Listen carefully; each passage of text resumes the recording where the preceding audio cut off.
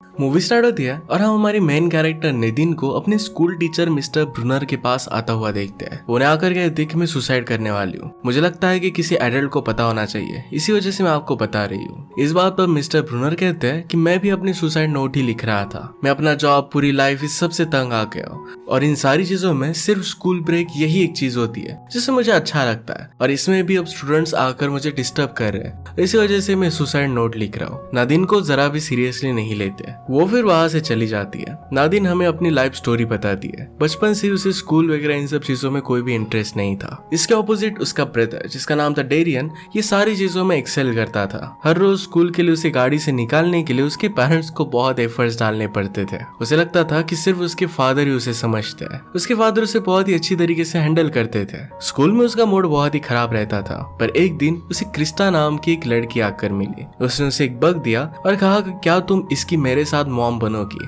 वो दोनों मिलकर इस बग का ख्याल रखने वाले थे, पर ब्रेक में ही नादिन ने उस बग को अपने कंपास में डाल दिया और इसी वजह से उसकी डेथ हो गई। इस ट्रेजेडी को एक दूसरे के साथ वो सफर करती है। यही से उनकी फ्रेंडशिप स्टार्ट हो गई थी। हमेशा एक दूसरे के साथ वो टाइम स्पेंड करती।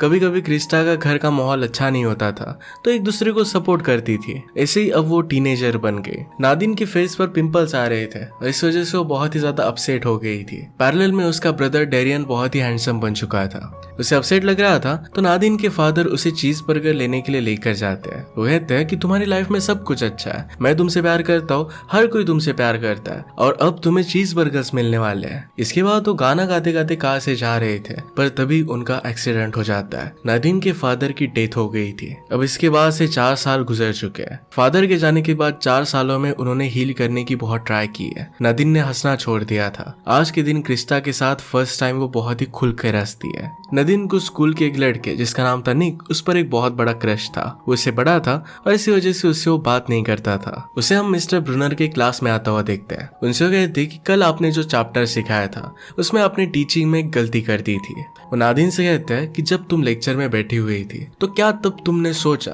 कि तुम्हें स्कूल के अलावा और भी तुम्हारी कुछ लाइफ होनी चाहिए। नादिन फिर जाकर अपने सीट पर बैठ जाती है। वहां पर एक लड़का, जिसका नाम था अरविंद, ये उससे पूछता है कि तुम्हारा स्वेट शर्ट कहाँ से है।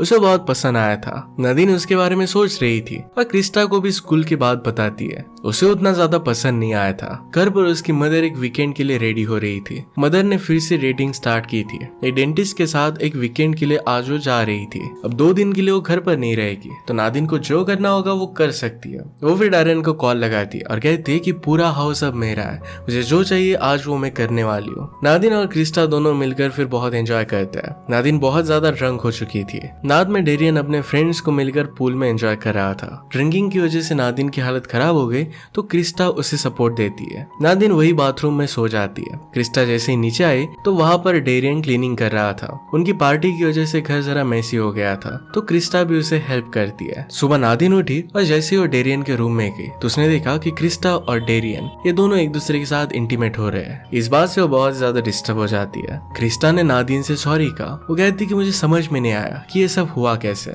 नादिन बिना कुछ कहे वहां से जा रही थी। क्रिस्टा कहती कि प्लीज कुछ तो कहो। नादिन कहती कि इसमें तुम्हारी गलती नहीं थी। ये सब कुछ अपने ब्रदर डेरियन पर डालती है। वो जाकर डेरियन से कहती है कि तुम्हें जिम करनी पड़ती है, अपनी बॉडी पर काम करना पड़ता है क्योंकि बाकी लोग तुम्हें इंटरेस्टेड हो सके। तुम्हें कुछ पर्सनैलिटी नहीं है, मेरी फ्रेंड्स से दूर रहना। डेरियन कहता है कि तुम्हारी फ्रेंड्स नहीं है, सिर्फ एक ही फ्रेंड है। इसके बाद नादिन स्कूल में आई। स्कूल में उसे रियलाइज होता है कि उसने होमवर्क नहीं किया था। मिस्टर ब्रनर से कहती है कि मैं जरा अपसेट थी मेरे फादर की डेथ की वजह से और इसी वजह से मैं होमवर्क कर नहीं पाई। मिस्टर ब्रूनर पूछते हैं कि तुम्हारे फादर की डेथ को कितना समय हुआ है। नादिन कहती है कि 4 साल हो गए। वो कहते हैं कि फैमिली और रिलेटिव्स के पासिंग पर मैं सिर्फ 1 ही साल का समय देता हूँ, 4 साल तक तुम ग्रीव नहीं कर सकती। नादिन फिर डिसअपॉइंटेड होकर बैठ जाती है। वहां पर एरविन उसके साथ बात करता है, उसे वीकेंड के बारे में पूछता है। नादिन कहती है कि मेरा वीकेंड बहुत ही बोरिंग था। अरविंद कहता है कि मैं मेरे फ्रेंड्स के साथ गोल्फ कर रहा था। नादिन को इंटरेस्टिंग लगता है तो अरविंद पूछता है कि क्या तुम मेरे साथ गोल्फिंग के लिए चलोगी। वो उसके साथ अकेला जाना चाहता था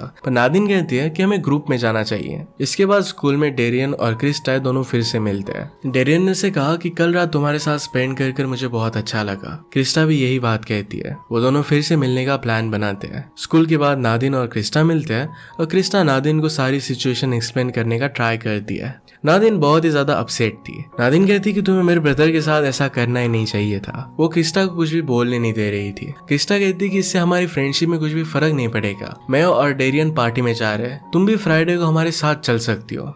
क्रिस्टीन इसके लिए हाँ कहती है। वो पार्टी में पहुंचते हैं और सब लोग एक दूसरे के साथ बात करने लगते हैं। डेरियन के जो फ्रेंड्स थे उनके साथ क्रिस्टा बात करती है, उन्हें जानने की कोशिश करती है। नादिन को इस सब में लेफ्ट आउट फील होता है। वो किसी को भी अपना फ्रेंड बना नहीं पाती। वो ट्राई तो करती है पर फेल हो जाती है। इसके बाद उसने अपनी मदर को कॉल किया। On the opposite side mother भी बहुत डिस्टर्ब थी। जिस डेंटिस्ट के साथ वो वीकेंड पर गई थी उसकी ऑलरेडी वाइफ थी। रात में नादिन उसे जो लड़का पसंद है उसे ईमेल करने की कोशिश करती है, क्योंकि उसने उसकी फ्रेंड रिक्वेस्ट एक्सेप्ट नहीं की थी, पर ये ईमेल उसने सेंड नहीं किया। उसे लगा कि वो बहुत ही ज्यादा डेस्परेट हो रही है। वो फिर इरविन को कॉल करती है। इरविन कहता है कि यहाँ का थीम पार्क लेट नाइट तक स्टार्ट रहता है। इरविन कहता है कि मैं एक थीम पार्क जानता हूँ जो बहुत ही लेट तक ओपन रहता है, अगर तुम चाहो तो आ सकती हो। नादिन भी इसके लिए मान जाती है। वो दोनों फिर इस व्हील पर बैठे एक दूसरे की ड्रीम्स एंड होप्स के बारे में बात करने लगते हैं। इरविन मौका देखकर नादिन को किस करने की कोशिश करता है, पर नादिन ने उसे दूर कर दिया। वो फिर इस बात को भूल जाने का डिसाइड करते हैं। साथ में मिलकर मिनी गोल्फ खेलते हैं। नादिन उसे कहती है कि मुझे तुम बहुत ही मैच्योर लगते हो। अगले दिन स्कूल में क्रिस्टा नादिन से बात करने की कोशिश करती है। नादिन उसे कहती है कि मैंने एक ऑब्जर्व किया था कि जब तुम अपने फ्रेंड्स के साथ थी तो तुम मुझे पूरी तरीके से इग्नोर कर देती हो। मेरे ब्रदर को तुम डेट नहीं कर सकती,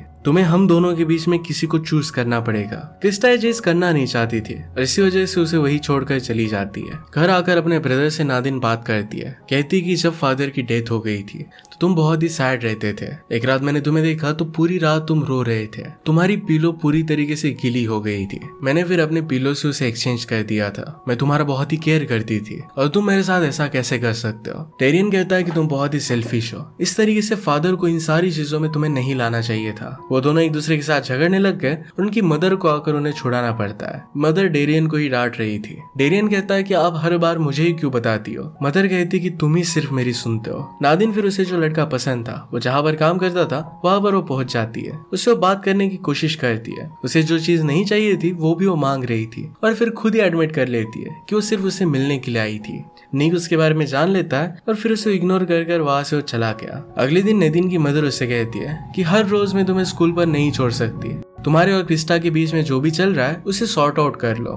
क्रिस्टा तुम्हें लेने के लिए आती है तो मुझ पर ज्यादा लोड नहीं आता। स्कूल में आने के बाद नेदिन इरविन को ढूंढ रही थी। इरविन के फ्रेंड उसे कहते हैं कि फिल्म फेस्टिवल के लिए वो एक प्रोजेक्ट क्रिएट कर रहा है और इसी वजह से वो स्कूल से ऑफ ले रहा है। वो आकर फिर मिस्टर ब्रूनर के साथ लंच करने लगती है। वो उसे कहने लग गई कि मेरा यहाँ पर कोई भी फ्रेंड नहीं है, उसे कोई भी अच्छा नहीं लगता था। मिस्टर ब्रूनर कहते हैं कि शायद कोई भी तुम्हें लाइक नहीं करता। इस बात से नेदिन को गुस्सा आ जाता है। मिस्टर ब्रूनर को भी बहुत कुछ बोल जाती है। वो फिर उसे एक कुकी देते हैं ताकि उसे अच्छा लग सके और कहते हैं कि तुम मेरी फेवरेट स्टूडेंट हो। नादिन पूछती है कि क्या सच में? ब्रूनर कहते हैं कि तुम अपसेट हो और यही मुझे कहना चाहिए। स्कूल के बाद नादिन को अरविंद का कॉल आता है। उससे कहता है कि तुम मेरे बारे में पूछ रही थी। नादिन फर्स्ट टाइम तो उससे कुछ भी बात नहीं करती और कॉल वैसे ही रख देती है, पर बाद में उसे कॉल करती है। उसे कहती है कि मैंने जरा एंटी डिप्रेशन पिल्स ली थी और इसी वजह से मुझे बुरा लग रहा था। अरविंद कहता है कि क्या तुम मेरे घर पर आना चाहोगे, यहाँ पर पूल भी है। दोनों मिलकर फिर पूल में मजे करते हैं। नादिन एक्टिंग कर रही थी और उससे पूछती कि क्या तुम मेरे साथ इंटीमेट होना चाहोगे,